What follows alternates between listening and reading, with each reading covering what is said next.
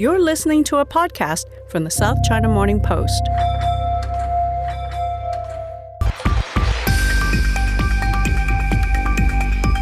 Hello and welcome to the US-China Trade War podcast. I am Finbarr Bermingham on the political economy desk here at the South China Morning Post in Hong Kong. By the time you hear this, I will hopefully be ensconced on a beach somewhere on the outskirts of our fair rock in the South China Sea, but more than likely I will be dodging a typhoon or a thunderstorm. Such is holiday in the time of coronavirus. But this week, don't worry, we've got a very special episode to keep you going. Jesus Seade is the Mexican Undersecretary for North America within the Foreign Ministry, but more relevant to this podcast, he's the Chief Trade Negotiator. He led the team that closed out the USMCA NAFTA renegotiation from 2018 and has decades of experience at the World Trade Organization, the IMF, the World Bank and various governmental roles. In the same week that he announced his candidacy to take over as Director General at the WTO, a little birdie told me that Ambassador Seade was stuck in Hong Kong, so to speak, where his kids go to school, a legacy from his time as Vice President of Lingnan University here. He'd come to visit his family and got trapped by the lockdown that went into place back home in Mexico. So, of course, I asked him for an interview, and that's what you're going to hear today. We'll discuss his candidacy for the WTO, the US-China relationship, and, of course, the future of world trade. The first bit of this podcast is a direct lift from a video interview I did in our TV studio, but I also had a more in-depth, laid-back chat with him off camera. It's more of a deep dive, and I think you're going to find it really interesting to get the views of a guy who may well be the next Director General of the World Trade Organization, right here from Hong Kong at the heart of the US-China trade war. Enjoy this one.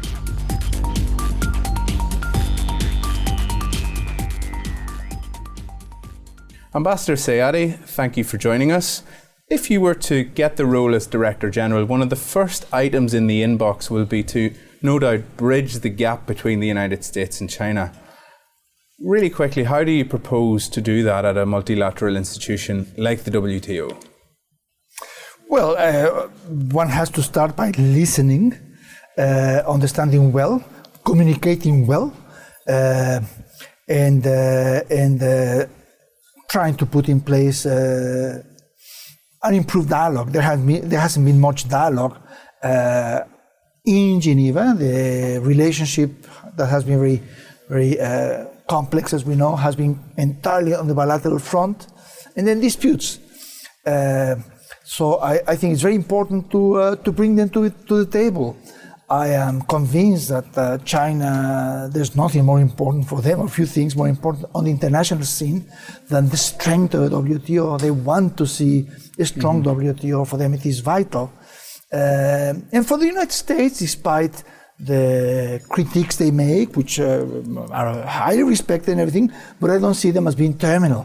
In fact, Ambassador Lighthizer has on some occasions said, no, there's no question of leaving the WTO. They have been the leaders in the whole system since the 1930s with the Reciprocal Trade Act and the 1940s creation of GATT. I think they have benefited hugely, and I think they stand to gain by having a strong GATT. So it's just a question of generating a good dialogue between them, recognizing that the strengthening goes in the direction both of them want, which is better rules, stronger rules. Yeah. That's good for both. Sure. Is there a sense that you mentioned that maybe China is receptive to the WTO? I know it is, of course, very well respected within China. In the United States, it's been sidelined in recent years. The Trump administration, you mentioned Ambassador Lighthizer, he has gone on the record in his support of the WTO. However, further up the chain in the White House seems to enjoy not so much support. Should there be another term of office of the Trump administration, do you think that they will be receptive to reforming or changing the WTO, and how do you sell that to quite a belligerent head of state in the US? Well, I would say that the choice between having WTO and quitting WTO would be a very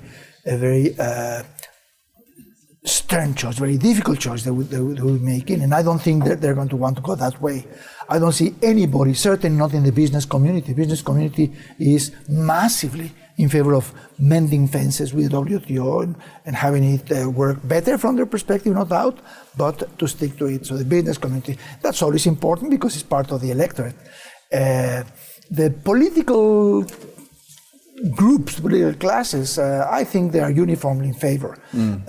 President Trump has certain grievances, and he has vented them in his style, which is very forceful, very spontaneous, but I don't see him pushing to go. Now, will Lighthizer be there or not? There's speculation. I hope he will be. He's a fantastic person, very honest and competent and strong.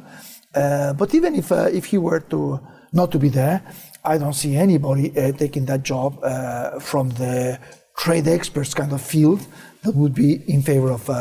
So I think they will be amenable to dialogue and to improving the House. Not quitting, but improving the House. They will certainly not relent on that. They want to have changes on dispute settlement and on rules in many areas. They will want that, and that's fair. That's fair. We just have to sit and talk what exactly is wanted by them, by others, and how to find a package that works best for both of them, for all of them. In negotiations, any particular clause, any particular item will be more painful for you than for me, will be something I want. But the art to get good results is to identify how to make it good also for you. What elements are desirable for you? And with China, for starters, having good, strong rules, even if some of those rules means tighter control on their behavior, it will also mean tighter defense for them. So a better system within which to work. So I think they can have a fruitful dialogue, and that's what I want to generate. Do you feel like the role of the WTO has been diminished in recent years? The trade war between the US and China has sidestepped WTO procedure altogether. It's a unilateral tariff war. First of all, the United States on China, then bilaterally in return. Is it true to say the WTO has been diminished in recent years? Has it lost some of its luster, and how can it be restored? It has lost a lot. It's really in the emergency world. So we really have to fix it and to bring it back to energy, because it is essential for the world. But it's not only the relationship full of friction between the United States and China, which is bad, which certainly creates a very nervous situation for the whole world. But then in addition, it's since the creation of WTO already over 25 years, there's been almost no significant negotiations. And that was always the soul of the multilateral system, of the GATT. Negotiations, progressive openness, progressive adaptation of rules to new realities. Now it doesn't even know in the rules that electronic trade, e-trade exists. So this gap of negotiations, failure of negotiations, is probably the source of many other problems. A second area of crisis is that the dispute settlement system has for 9 years, 10 years, been under a severe disagreement between the United States and much of the rest of the world, although many countries have complained about the way it works. And now it is completely on the floor. It cannot work. It is devoid of judges in the appellate body, and without the appellate body, there's no way you're going to have a reliable dispute settlement system, because anybody can appeal. You lose your appeal, and there can be nobody to listen to your appeal. So that's the second area of major crisis: no negotiations, no appellate body, and then the coronavirus. The coronavirus comes for other reasons, good reasons, save lives, but it has been a massive disruption of world trade. That who is going to try to help countries come back to activity in a coordinated way? Only the WTO. Well, on the coronavirus, it's unleashed another wave of protectionism. People are talking about the death of globalization. It's not the first time people have talked about this, but it's got renewed, I think, life, this debate. Does the WTO, again, is this something that waters down the WTO's relevance on the, in the global? I don't think so. In that case, in that example, the other example, it has been a failure, a miss opportunity by the WTO, 25 years. But on the coronavirus, I don't see it as diminishing the WTO.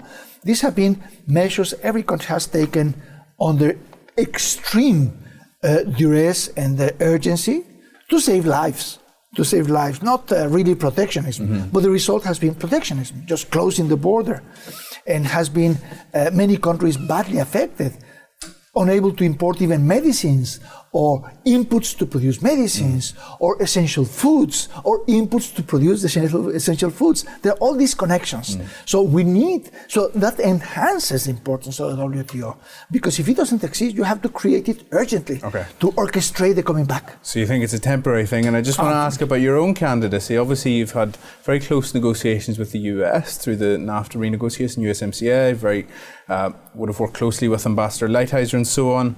Is there a sense that this could count against you when perhaps China looks at this and they see that you've had close relationship with the US?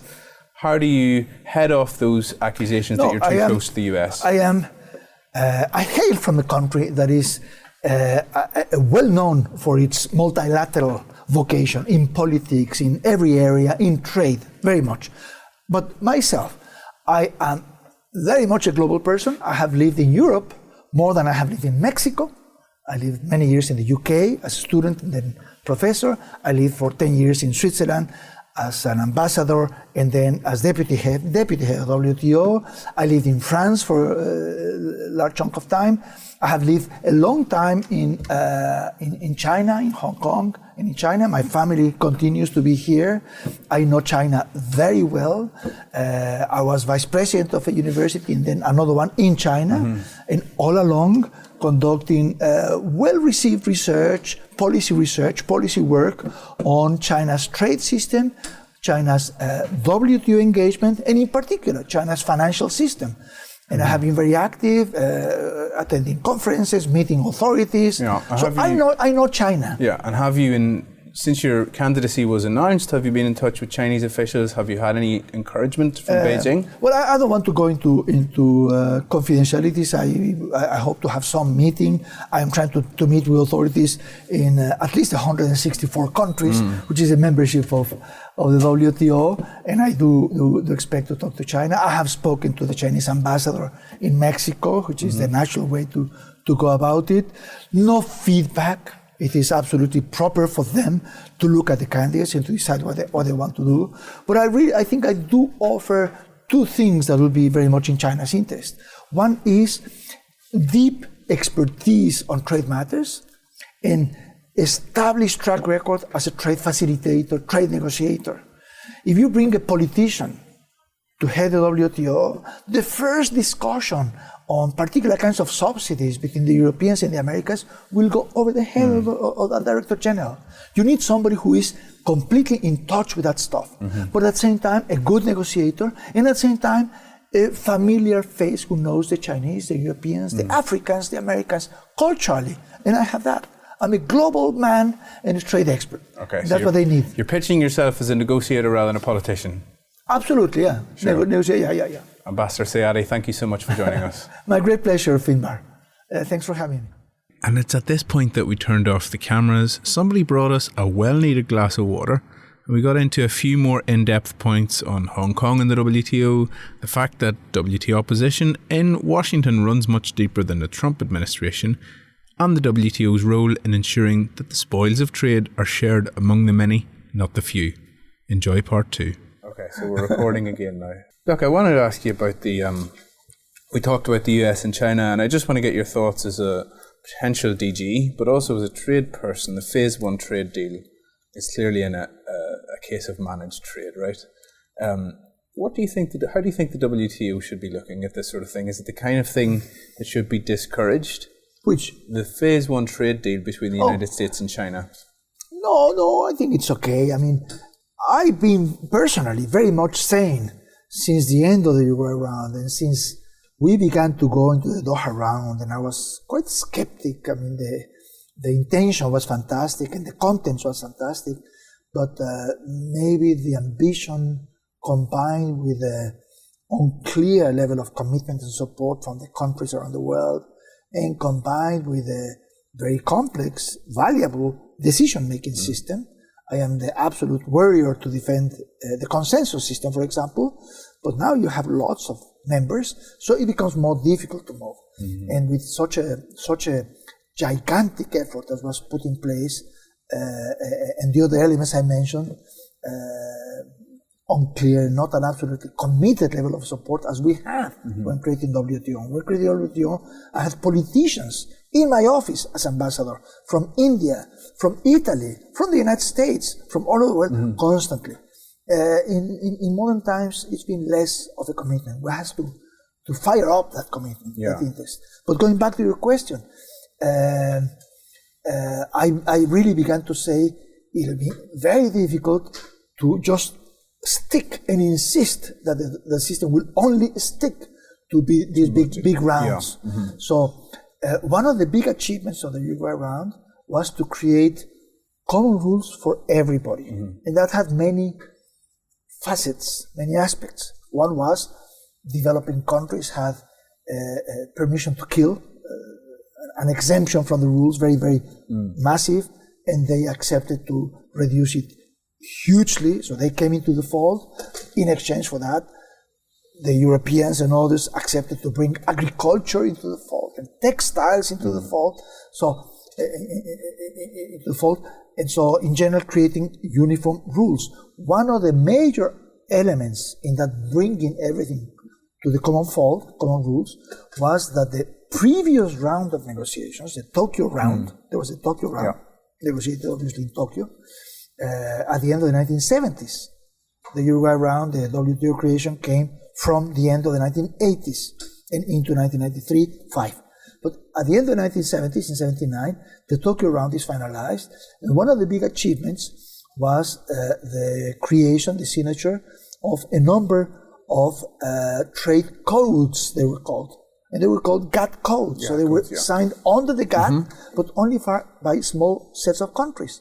So a code on government procurement, a code on hugely important, central to the system, on anti-dumping, on subsidies.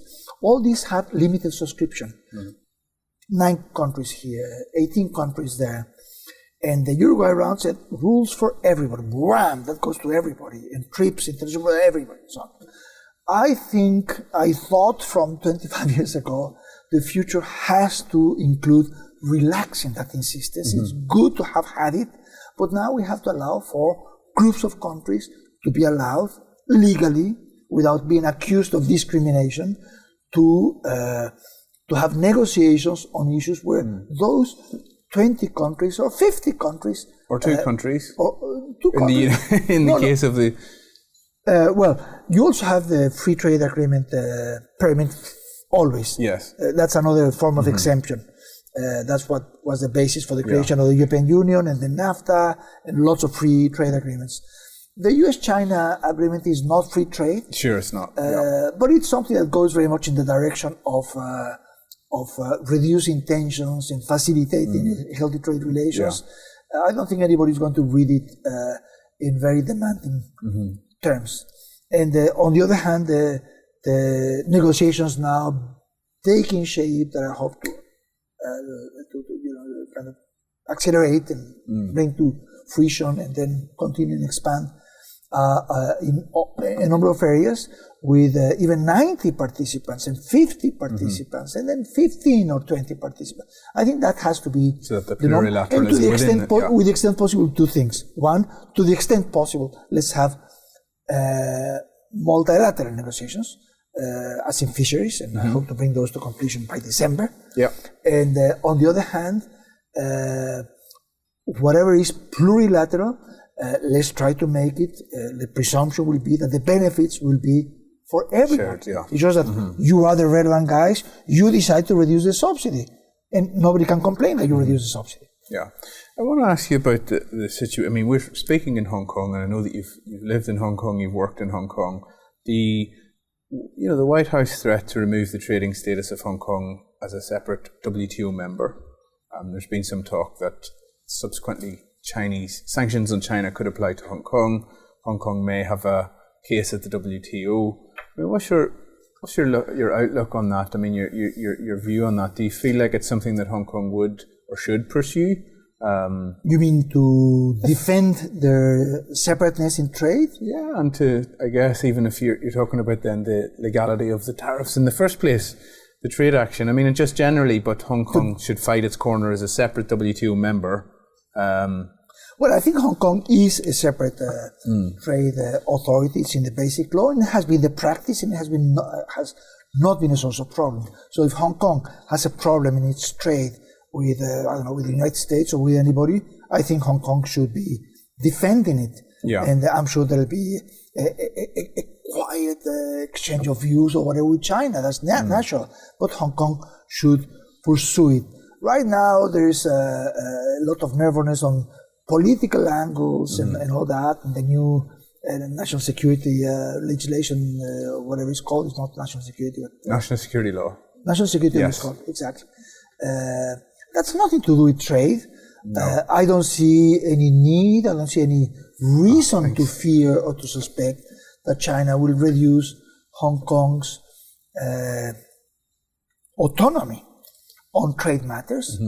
They have had very fruitful, extremely fruitful relations under the CEPA, the negotiations China, Hong Kong, and then each one with the world. China has become a great supporter of free trade agreements on its own. I don't see that having to change. Yeah. I'll take you back to North America now. Yeah. Do you get a sense that the subsequent, if, for example, there was an election, a change in power in the US, there may be more willingness to work with the WTO on the part of the Democrats, or do you think that the next Director General just has to sort of accept that things will be difficult, engagement with the United States may not be ideal for the foreseeable future? Well, my impression is that there's something close to a national consensus in the United States criticizing the WTO. It's not President Trump. It's not Bob Lighthizer. Also from the Democrats, you have this kind of stance. I think everybody wants, in the United States, wants not to see the presence of the United States around the world diminished in any area, including trade. So I don't think anybody, least of all the Democrats, will want of turning their back on the WTO. But negotiating tough and wanting changes, one has to see exactly what those are. It doesn't have to be that the decibels, the pitch of the complaints has to mean that the changes they need are equally humongous. I don't necessarily see that. One has to talk and see what exactly it is. I believe they have some specific grievances that may be things that can be dealt with in a kind of surgical fashion, finding satisfaction on those issues that will change the way dispute settlement works, the way the appellate body works, will enhance the role of the members, which is something, enhancing the role of the members is something that everybody will support. That's very popular. Not one country will be opposed to that in Geneva, I tell you. I know it because I was a country delegate, and then I was a manager of the system, and there's immense jealousy on the authority of the countries. Nevertheless, in the dispute settlement body doesn't have much of a role when the appellate body comes into play. So that's something that has to be examined and reconsidered. Decades you've worked in trade negotiation. You've worked in trade negotiations for decades and decades. Has the last 5 years been unlike anything you've ever seen? But do we have to accept that this time of volatility is just the way things will be for the next period? Well, it's been, nothing comes out of the blue. Things are connected. And remember, we had this terrible global financial crisis in 2007 to 9 or so. And it's really the aftermath of that things began to go wild on trade also. The frictions on trade on the appellate body date back officially 9 years back. But the disagreement was even before that. So it is really all the way to the whole of the Obama presidency that was seen as a more kind of internationalist presidency and so on. But nevertheless, they had a grievance with all these things, which came after the crisis, and the way each country, with a crisis, countries begin to do the extraordinary, to take exceptional measures, to defend their economy, their employment. The United States did that, Europe did that, everybody did that. Well, China did that their own way, and all that began to create frictions. And but I don't think that's necessarily something for the long run. We have to understand what has happened and understand where has the system been weak, where has the system to be fixed and strengthened. Yeah. That's what we have to do. So go back, you talk about tracing the roots of the current disputes back to the sort of financial crisis, and I suppose you could say that it's maybe the benefits of trade weren't shared equally among societies. That's also true. Perhaps also where a large part of the the anger stemming from the financial crisis came from. Does the WTO have a role in ensuring that this is improved? Well, yes, but at the same time, it is primarily national policies that have failed the system in many countries. There has been, from the 90s, and certainly this century, the first decade, was in the West very much an age of absolute devotion to the unrestricted free market. Expectation that the free market gets it right, always.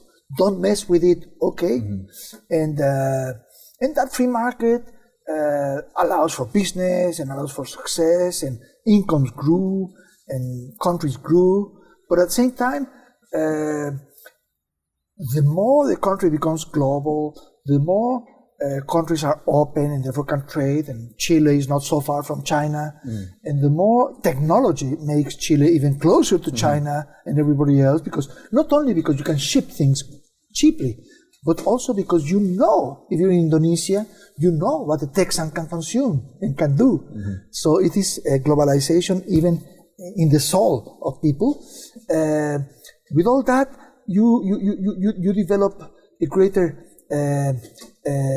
ability by firms to take on the world. So the winner takes all that often happens in business begins to be massive, gigantic. So you begin to have pockets of poverty developed in countries and among countries. So we have to be more proactive in fighting that. That's what I've been very critical in Mexico. We just didn't do. We went for the NAFTA, for example. Oh, NAFTA is great. And completely liberal policy internally, allowing income distribution to go boom like this, complete separateness. That created massive poverty. That created political discomfort. That's morally wrong, but equally importantly, that deprives the economy of a massive global demand among the people. You cannot rely on the demand of the lucky 20% doing well. And so the country, despite having, talking about Mexico as an example, despite having very good liberal policies and everything, and stable government and everything, stable economic policies, stable finances, and despite having a fantastic free market with the United States, it didn't grow. The last 25 years, less than 2% growth. Why? Because of income disparities, I think. And the same goes in the United States, the 1% in Manhattan, response to that, and maybe elections maybe Brexit even. So I really think the world didn't pay enough attention to the poor the last 20 years, to the poor and to social concerns. So I believe that WTO can give more attention to social issues. For example, there is already a dialogue engaged in how to address the question of gender. Not exclusive gender balance in choosing Director General. There you need effective leadership to solve the problems. But gender in the economy, and how should the WTO respond and take that into account. And the same would be true, even more so, for institutions dealing with financial issues, development issues. So I really think that income is and disparities and poverty are issues to be taken into account. At the same time, the closing trade and disrupting trade cannot be the number one medicine. You have to take into account. Sure. So you're I think you're the first person to be formally nominated for the Director Generalship. That's right, yeah? Yes. Subsequently, there are other names floating around. You have three, I think. Yeah. 3 nominees. 3 nominees and many other rumors. Half a dozen rumors. Yeah. And like Ringo Starr say, said, I think, in some film by the Beatles, rumors are always true, unless you show me the opposite. So you have to imagine that they are true, right? So where do you see yourself as having a cutting edge over, for example, someone like, in the European case, Phil Hogan or Arantxa Gonzalez, Ngozi in Nigeria? Yeah, there are different kinds of candidates. There are people who want to see an experienced politician, and I think it's important to have experience in dealing with political actors and dealing with difficult negotiations and so on. That's very important. You have to have that kind of thing. But at the same time, I think it is fundamental to have expertise and track record, history on the trade dimension. So that's one angle that I bring. There's at least one other candidate from Egypt, very much at the technical level. I combine the two because I've been a negotiator dealing with the issues, even discussing whether that comma is better dropped, but mainly talking at the political level. In the world of trade, in the recent negotiations, I am the chief negotiator for Mexico, meaning my peers in the negotiation were Lighthizer and Deputy Prime Minister Freeland in Canada. Yeah. They're my peers. That's the negotiation. And inside Mexico, I was the chief negotiator, therefore meeting with ministers to discuss a Minister of the Environment. This is what is going on. What do you think? And so on and so forth. So I have the track record of dealing with issues at the political level, high political level, and a track record of success in managing that.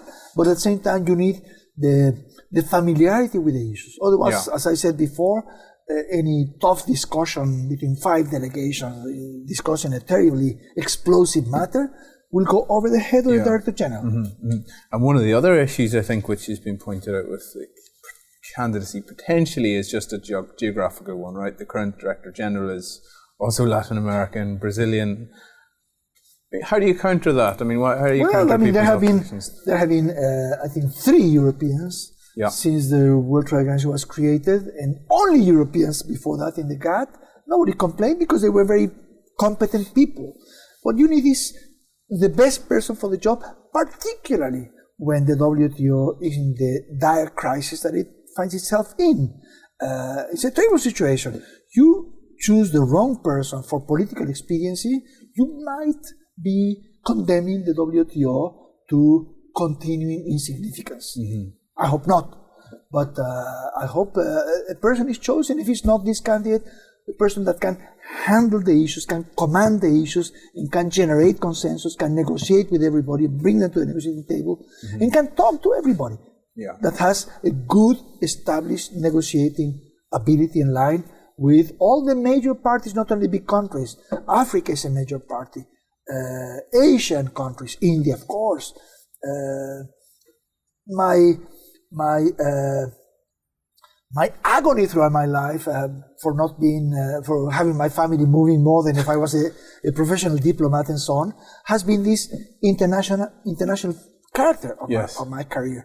I have lived 10 years or more in England, Switzerland, in Hong Kong, in the United States, in Mexico, of course. I have lived for 2 years in China, and then in France, in Brazil, and I have worked on 70 countries. So I really know how to work with them. I know what are their concerns, how the institutions work. And I think all that is important if you want to manage the very difficult situation the WTO has now. It's not leadership of the blue skies. Selection of a DG on the blue skies might be different.